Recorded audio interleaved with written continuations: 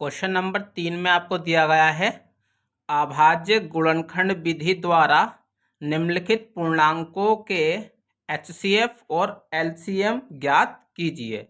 First part में आपको 12, 15 और 21 संख्याएं दी गई हैं। तो चलिए सबसे पहले हम 12 के फैक्टर कर लेते हैं। तो देखिए, तो ये हो जाएगा आपको 12 को आप 2 से काट लीजिए, तो 12 को काटेंगे तो 2 6 बार कटेगा, 2 छिंग 12, फिर 2 से काटेंगे 2 तिया 6 और फिर 3 एकम 3। तो 12 के जो फैक्टर आपके निकल कर आए हैं वो आए हैं 2 गुणा 2 गुणा 3। इसी प्रकार अब आप 15 को काटेंगे तो देखिए 3 पंजे 15 और 5 एकम 5। तो 15 के जो फैक्टर निकल कर आए हैं आपके वो हैं 3 गुणा 5। इसी प्रकार अब आप 21 को डिवाइड करेंगे तो ये हो जाएगा आपका 3 सत्ते 21 और 7 एकम 7। तो 21 के जो फैक्टर आपके निकल कर आए हैं वो हैं 3 गुणा 7। अब आपको इसका एचसीएफ और एलसीएम ज्ञात करना है। तो देखिए, तो एचसीएफ जब आप इसका निकालेंगे तो एचसीएफ में डियर स्टूडेंट्स आपको ये बताया गया है कि जितनी भी संख्याएं दी गई हैं उन सभी के गुणनखंडों में आपको जो संख्या समान होती है, जिसका जोड़ा बनता है, वो संख्या लिखी जाती है। तो देखिए आप यहाँ पर 3 एक बार आया है, यहाँ पर भी 3 एक बार आया है और यहाँ पर भी 3 एक बार आया है। तो 3 का जोड़ा सभी में बन रहा है। तो यहाँ पर जो एचसीएफ होगा वो 3 होगा। अब आप एलसीएम निकालेंगे इसका। तो देखिए एलसीएम किस प्रकार हो जाएगा। तो देखिए एलसीएम, जब आप इसका एलसीएम निकालेंगे तो एलसीएम के लिए आपको ये देखना होता है कि कौन सी संख्या तीनों ही जोड़ों में ज़्यादा बार आई है। तो देखिए यहाँ पर 2 जो आया है वो 2 बार है, यहाँ पर 2 नहीं है, यहाँ पर 2 नहीं है। तो डियर स्टूडेंट्स, एलसीएम में जिसका जोड़ा बनता है वो भी लिखा जाता है और जिसका जोड़ा नहीं बनता है वो भी लिखा जाता है। देखिए 3 का जोड़ा सब जगह बन रहा है तो 3 को भी लिख लीजिए, और 5 का जोड़ा नहीं बन रहा है 5 को भी लिखेंगे, और 7 का जोड़ा नहीं बन रहा है तो 7 को भी लिखेंगे।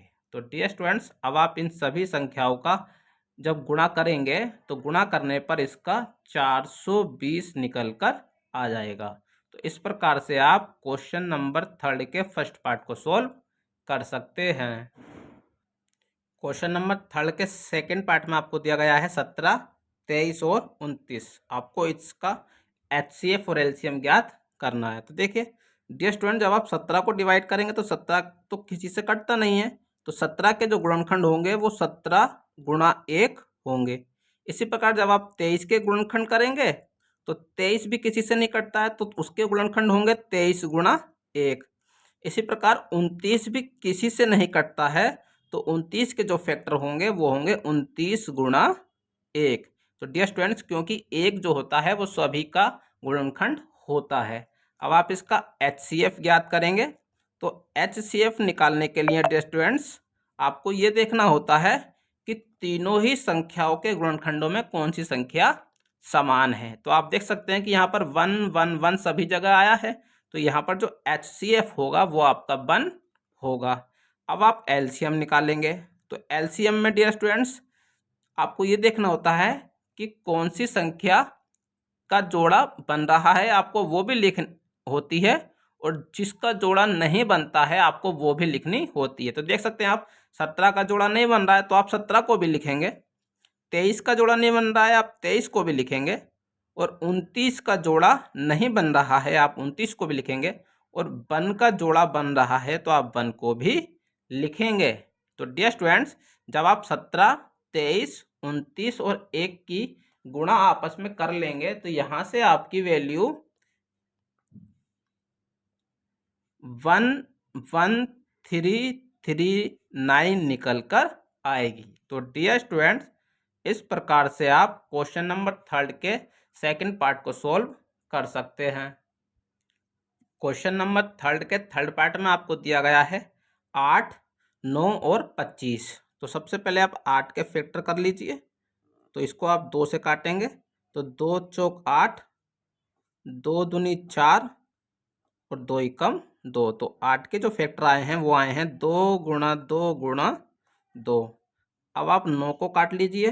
तो जब 9 को आप काटेंगे तो 3 तिया 9 और 3 एकम 3। तो जो 9 के फैक्टर निकल कर आए हैं वो हैं 3 गुणा 3।